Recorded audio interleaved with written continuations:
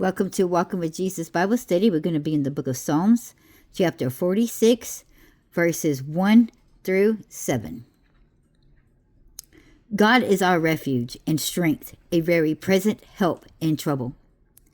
Therefore, will not we fear, though the earth be removed, and though the mountains be carried into the midst of the seas, though the waters therefore roar and be troubled, though the mountains shake with the swelling thereof, saith, there is a river, the streams whereof shall make glad the city of God, the holy place of the tabernacles of the Most High. God is in the midst of her. She shall not be moved. God shall help her. And that right early. The heathen raged, the kingdoms were moved. He uttered his voice, the earth melted, and the Lord of hosts is with us. The God of Jacob is our refuge, saith. And I'm going to repeat that.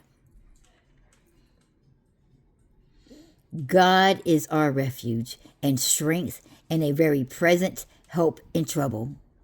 Therefore we would not fear, though the earth be removed, and though the mountains be carried into the midst of the seas, though the waters therefore roar and be troubled, though the mountains shake with the swelling thereof, saith, there is a river, the streams whereof shall make glad the city of God, the holy place of the tabernacles of the Most High.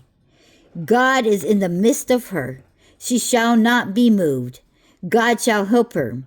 And that right early the heathen raged, the kingdoms were moved. He uttered his voice, the earth melted.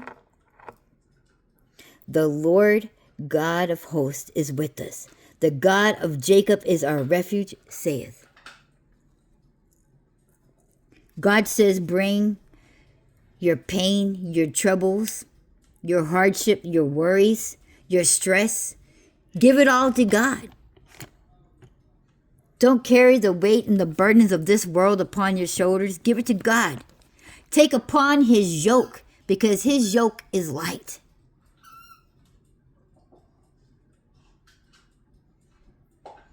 I had a lot of stuff going on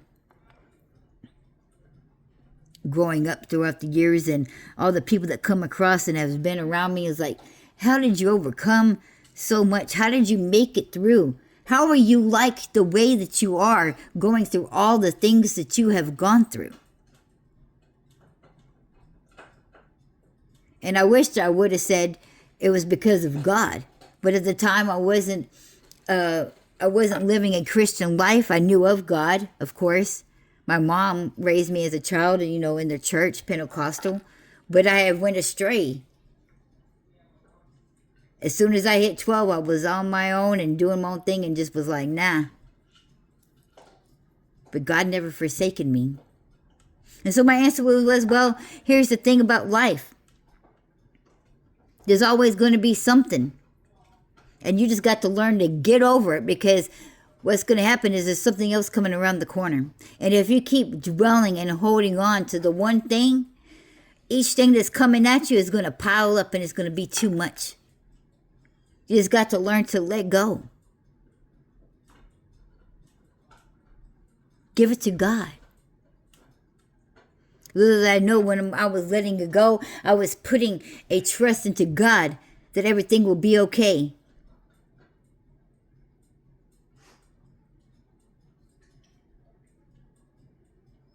Sometimes we just got to just let it go.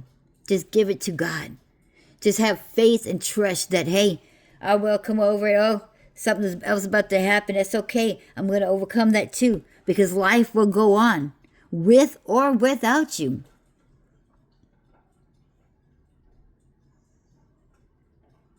Too many of us are so stuck and so focused on this because we're too caught up in our feelings that we refuse to let things go because of our feelings. If we was to take our feelings and our emotions aside and take it out of it,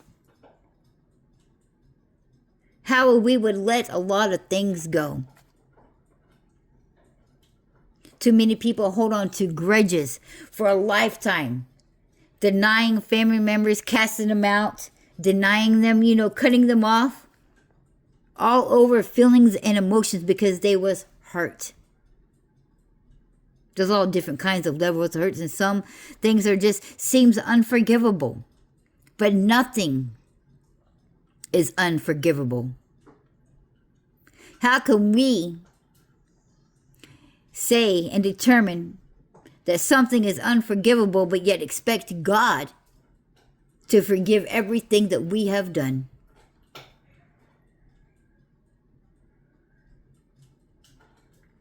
A lot of us find it hard to be unforgiving to certain things compared to what they have done because they're just horrific. Some things are just too harsh to even speak about. Come to God. God, how can you ask me to forgive this person? Don't you know the evil in them? Don't you know that they are the devil?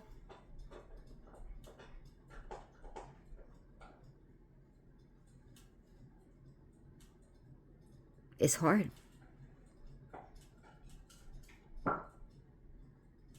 But God pours out that same love and that same forgiveness on us each and every single day.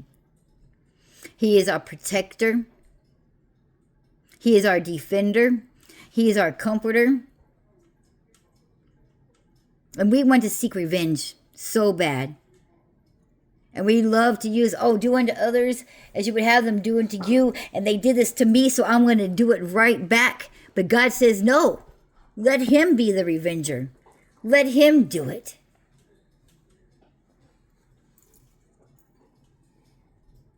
Give it to God.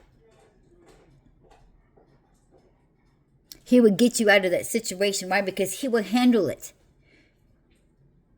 And by you giving it to God, you are now coming and bringing yourself up out of that heartache, up out of that pain, up out of that stuck.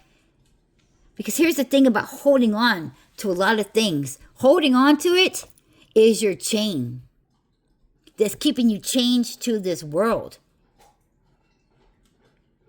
So when God comes and calls you up and you're chained to the world, you're not going to go up there. You're not going to be called up. You're not going to float up like the rest of us because you're bound. You're chained to this world. And this world is going to hell in a handbasket. Everything that is in it, that is of it, that worships it, that loves it,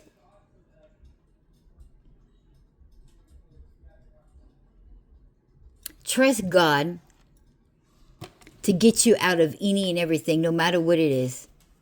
You are never too deep in trouble for God to rescue you.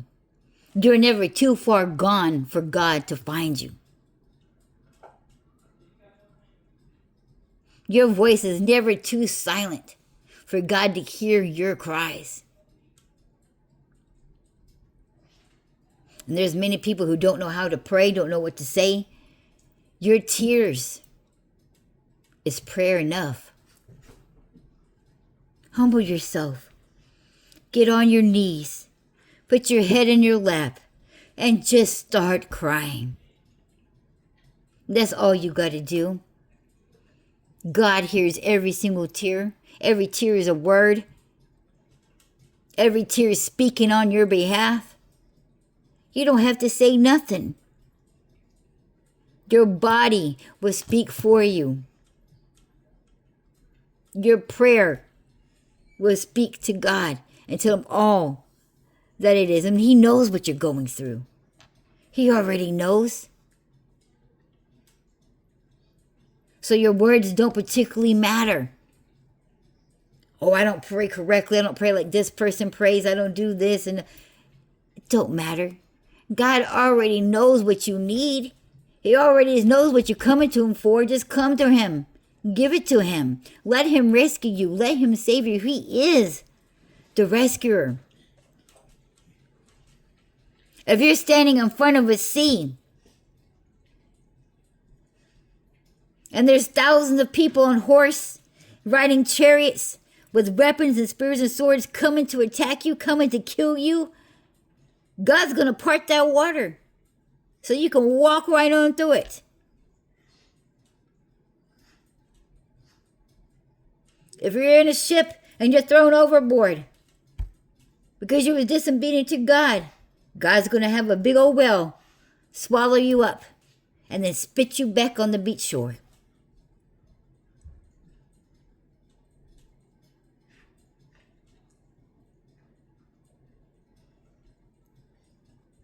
God knows everything. All you got to do is give it to him. He's just waiting for you to come to him, to ask him, to seek him. Over and over again it says in the scriptures to seek God. He's waiting for you. And don't sit there and say, oh, God already knows. Why do I even bother? Because he already knows. No, he wants to communicate with you. He wants to have a conversation with you. He wants you to come to him. He wants you to ask him. He wants you to tell him all about your troubles. He wants you to tell him all about your joy, your excitement, your pain, your sorrow. Give it all to him. He loves you. He wants a relationship with you. He just doesn't want to know of you and see you down there. He wants you to experience him. He wants you to know him as well.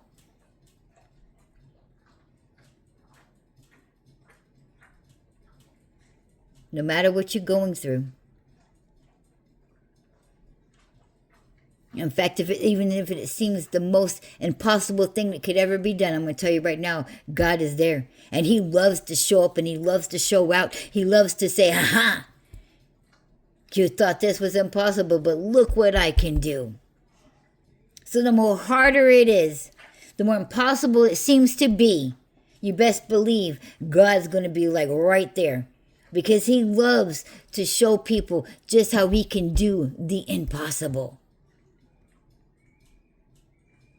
He's waiting on you. Trust him. He's your wall of fire of protection against the enemy.